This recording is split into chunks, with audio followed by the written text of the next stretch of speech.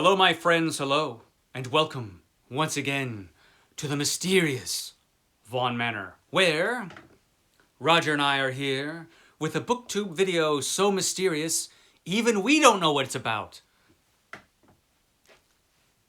So, what the heck are we going to talk about today, Roger? Well, there is a mystery that everybody on YouTube wants the answer to, and that is, what the heck happened to Epic Comic Book Wednesday yesterday? It seems like every other Wednesday, Epic Comic Book Wednesday has mysteriously vanished. Well, this is a mystery that is easily solved.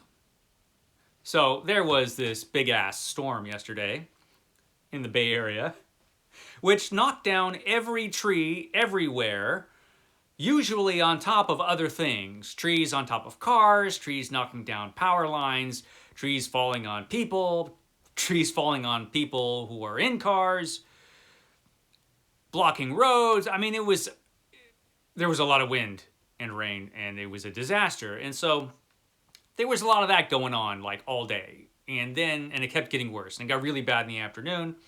And by the time I got back to stately Vaughn Manor, the power was out. Yay! So it was very dark. My phone had a 30% charge on it. Oh, and the sump pumps that keep Vaughn Manor nice and dry during storms, they were out because, the power was out. So it flooded here again. Yay! More flooding. So, yeah, that's why. Mystery solved. Mystery solved. Another disaster. So, but today it was kind of nice. The weather was actually kind of nice today for the most part. So yeah, that's what happened yesterday. And then Roger and I are like, well, geez, we've got to make a video tonight. But what'll it be about? It's a mystery. And since it's a mystery, you know what today's video is? It's like one of those mystery boxes. You know the mystery boxes where you order a mystery box of books or comics or something, and they send you a mystery box, you don't know what's inside, and then you open it up and it's like crap. It's like, wow, this is all crap. That's kind of like what this video is. It's a mystery. You see the thumbnail. It's a mystery. What's it about? It's crap. Sorry, it's the same old crap Roger and I always are flinging your way, like, like crazy monkeys in the zoo. So, but since it is a video of mystery, I could pretty much talk about anything. So let's give you a little update on the 500 book challenge. Yay, the 500 book challenge. The challenge where I'm reading 500 books that I already own before I buy any new ones. And by the way, out of the people who are doing this challenge, I am in last place. I'm just completely pathetic, and I can't keep up with anybody else. So I did finish, however, Wolf Hall, which I enjoyed tremendously. Really liked this book. This was number 32 on the challenge. This was book 32. And like I say, everybody else who's doing it, David Wiley, CriminOlly, Greg at Another Bibliophile reads, and they are all way ahead on how many books they've read. Just, making me look pretty bad, actually. And Summer at Sterling Reads was with us, but she's out now.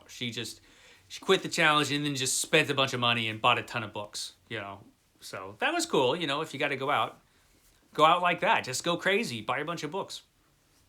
Now, as for the contenders, here's my theory about what's going to happen. Let's see if we could solve this mystery. It's going to remain a mystery for a short time anyway. Greg is almost done at Another Bibliophile Reads. I think he's got like a book and a half or something left to read before he's done with the challenge. And well, before he's done with the first 100 books. Correction. Before he's done with the first 100 books. And he had originally said, and I'm going to do 100 books and then I'll see if I continue. I think he's going to continue, but this is how I think it's going to play out. I think Greg is going to continue with the challenge after the first 100 books. But I think he's going to get to like 150 books and he's going to be like, oh, what the hell am I doing? Because like if he goes past that and he gets to almost 200, he's going to have to go for 200, right? And then once he gets to 200, he's going to be like, geez, I already went to 200. I might as well keep going. And it'll just be, unending torment for him. So I think he's going to, this is my theory, I think he's going to get to about 150 and just like be like, what the hell am I doing? And I think he's going to bow out at around 150. Place your bets, my friends. Now, Ollie at CriminOlly, he also said, you know what, I'm going to do 100 books and then see how it goes. I think he's going to like go to 100 books and he's going to be like, I'm done. I'm just going to, I got to buy more books. I got to buy more books. So this is my suspicion. I don't know if it's true, but I think CriminOlly's going to get to 100 and stop. That's my guess. I think David Wiley, however, I think he might go the whole way. I'm not certain. It's unlikely that he will. But I think out of everybody, he might have the best shot. But I also thought that about Sterling Reed. So what the hell do I know? Now, as for myself, I have to keep going, you know. But here's the thing. It's going to take me so long. By the time I finally get to 500 books, there's probably not going to be a YouTube anymore. So you'll never know how it turns out. That's kind of a bummer. Anyway, I finished this book. That's what I'm saying. And then I started this one. So, The Girl from Ferris by Edgar Rice Burroughs. And not the kind of book we would expect from Edgar Rice Burroughs. The Master of Adventure. This is a drama, kind of a novel about the problems of society and Edgar Rice Burroughs' critique of the society and society's problems. And it's about what I expected. It's not terrible. It's just, you know, it's not the kind of thing you want to read Edgar Rice Burroughs for. You know, you want Mars and Venus and Tarzan in the jungle. You pretty much don't want The Girl from Ferris any more than you can, you know. I'm glad there was never a series, let's just put it that way, on The Girl from Ferris. But I think at this point in his career, he was just like, you know what can I get away with? What kind of different stories can I write? And I think he learned pretty quickly after this that, no, it's back to Mars for me. And indeed, after this one, the next book in the Edgar Rice Burroughs deep dive is going to be Thuvia Maid of Mars. I'm really looking forward to that one. I remember that one being really good. I am so far on this tiny book. If I had time to read more than like 20 minutes a day, I'd be done with it. Anyway, there's that. What else are we going to talk about? Oh yes, we've got some books this week. Some new books came in. I didn't buy any of them, except the comic books. Comic books don't count for the 500 book challenge. And Roger bought them. I didn't buy them. He's responsible. He's responsible for everything. But he's not responsible for this next thing, actually. Juan Valencia. From the fantastic booktube channel Plagued by Visions, is responsible for this. Juan has sent me this beautiful copy of the illustrated edition of his debut short story collection, Poking Holes. This was illustrated by Jared Sarney, and man, what a wonderful job Jared did in this book. The illustrations are top-notch. Every story has its own illustration, so there's an illustration for every story, and they're really, really good. Just excellent stuff. Yeah, it's a powerful collection of stories. Very disturbing, as you would expect from Juan. Juan is all about the disturbing books on his channel. But as a writer, he's terrific. And this was an amazing debut. I mean, if they do a best of horror volume, at least one of these stories should have been in it. I'm thinking, what story should have been in it? I'm thinking Hunger. Hunger should have been, if there's a best of the year, then Hunger should be in that, because that was a magnificent story, and it probably is one of the best horror stories of the year. This is certainly one of the best books from horror of the year. I can't remember when Poking Holes came out. Was it 22 or 23? When did I read this book? I think it was it late 22 or I can't even remember. Well, this one's 23. And this has a brand new story in it at the end. And Juan was kind enough to sign it for me and the lady of the manor, and he sent a nice picture too. So it's fantastic. It's great. So thank you, Juan, of Plagued by Visions. You should all watch Plagued by Visions. You probably already do anyway, because that channel's amazing. So there's that. A couple other things to talk about that are new. So I saw a box on the street that was filled with books, and it said free on it. Well, that's going to get my attention, right? So I went to the box, and I looked in the box, and I did notice that it looked like it was just about to rain, you know? So some of these books they had to be rescued, I thought, until I looked in the box, and it was a bunch of James Patterson books, and I'm thinking, you know what, just rain on this garbage. But there were a couple books that I rescued. There were only 2 that weren't Patterson and that deserved to be rescued. And one of them was a book I've never read, but I've always heard about, The Clan of the Cave Bear by Jean M. Is that Ewell? Ewell? I don't know. Ewell? I don't know how to pronounce her last name because I can't pronounce anything, particularly this name. But The Clan of the Cave Bear, I've been hearing about this book since it came out. It's part of a series, I believe, of 6 books. And I don't know if it's any good or not. I've heard conflicting things. From what I understand, it's kind of trashy, though. Is this one of those trashy historical books? I don't know. Let me know. Is this a Garbogist book? Because I have no idea if this is any good or not. But I saw it and I thought, you know what? It's free. I've never read it.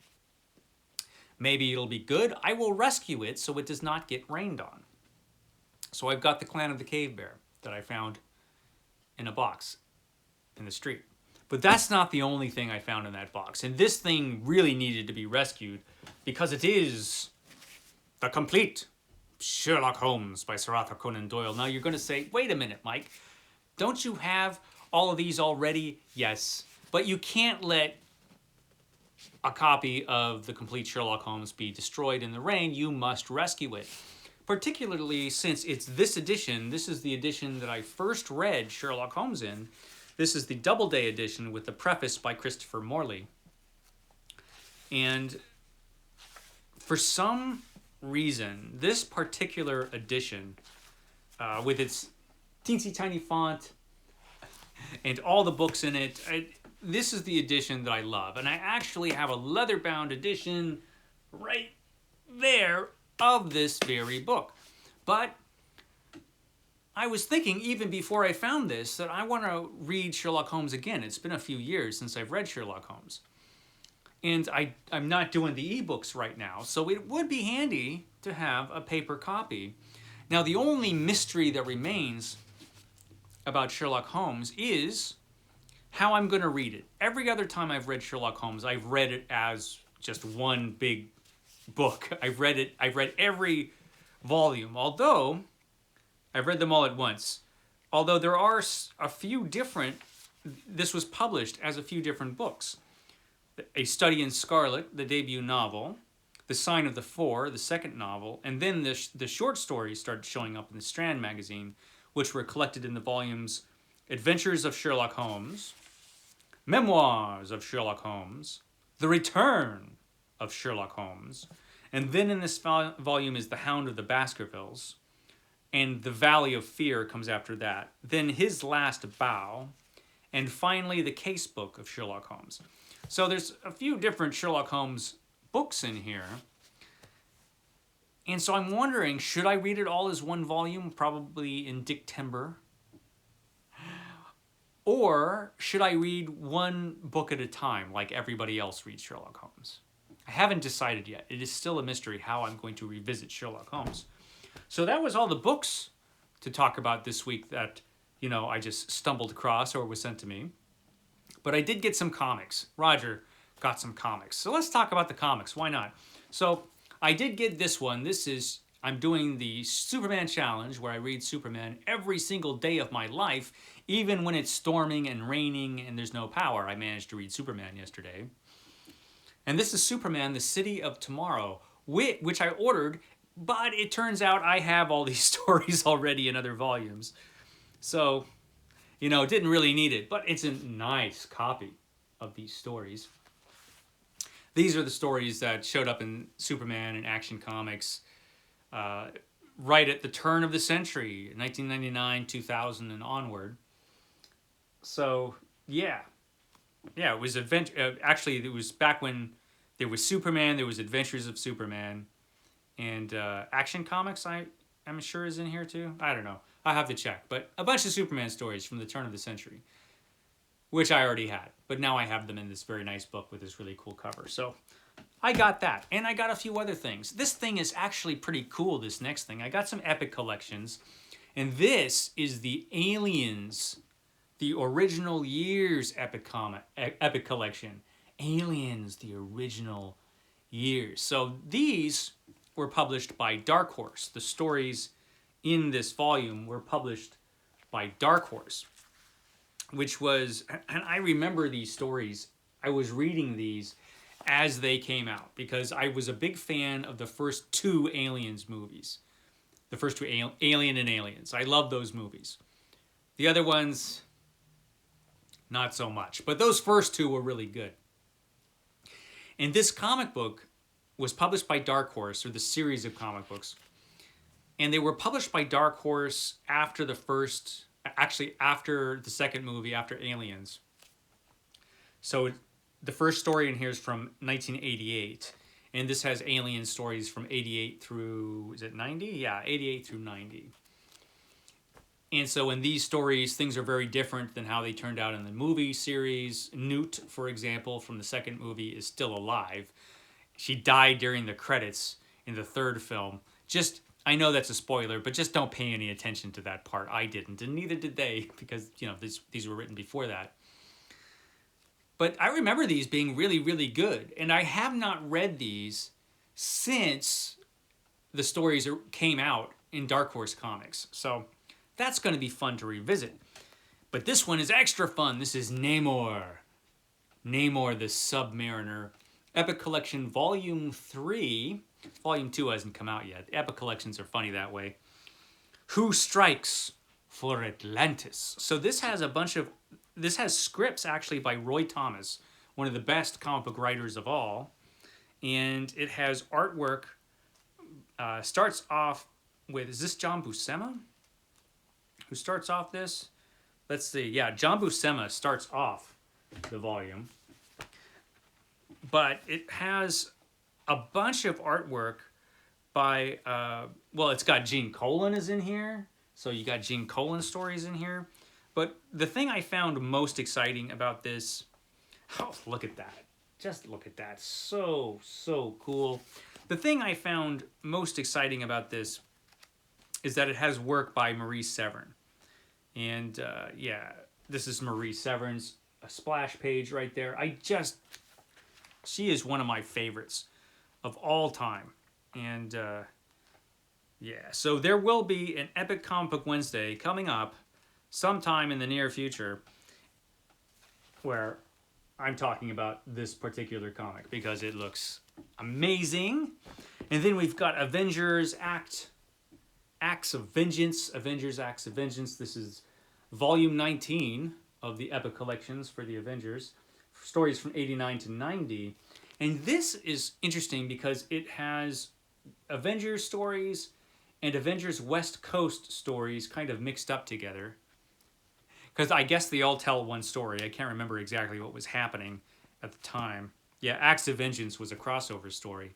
But they're also doing West Coast Avengers as Epic Collections. So when that West Coast Avengers Epic Collection comes out, is it going to have the exact same stories in it as in this? Is it going to be the exact same Epic Collection? We'll see. I don't know yet. We'll see. And then I have the last thing to show you today is Fantastic Four Epic Collection Volume 19, The Dream is Dead. And you might think so from these crappy Fantastic Four comics. Now, Fantastic Four is my favorite Marvel comic of all time, but at this point, this is like my least favorite time for the Fantastic Four. This was not a great time for the Fantastic Four. This is when the Thing looked all weird, and you had Miss Marvel it was like a weird female thing. So you had basically at this point in the Fantastic Four. You had Thing 1 and Thing 2. Only they were in. It was stupid. But I did, I have to. It's my. I have to get all the Epic collections for the Fantastic Four, even my least favorite time of the Fantastic Four. And it wasn't all bad, but there was some stuff about it I didn't like. An interesting thing is that they add a graphic novel at the end, Doctor Strange and Doctor Doom, Triumph and Torment, which is strange since Doctor Doom is not in the Fantastic Four. This is really a Doctor Strange comic book. Why is it in this volume at all? I don't know. Maybe as an apology for making us read all these bad Fantastic Four issues. I don't know. But it's odd that they included it. I mean, Doctor Doom is a Fantastic Four villain, but, he was in all kinds of comics other than the Fantastic Four. So it just seems strange. It seems strange. But, I'll take it. Why not? So, there you go. Wasn't that exciting? It was our mysterious video. It's a mysterious video, and now you've watched it. And that's all there is for today. What are we talking about tomorrow? It's a mystery. I will catch you next time.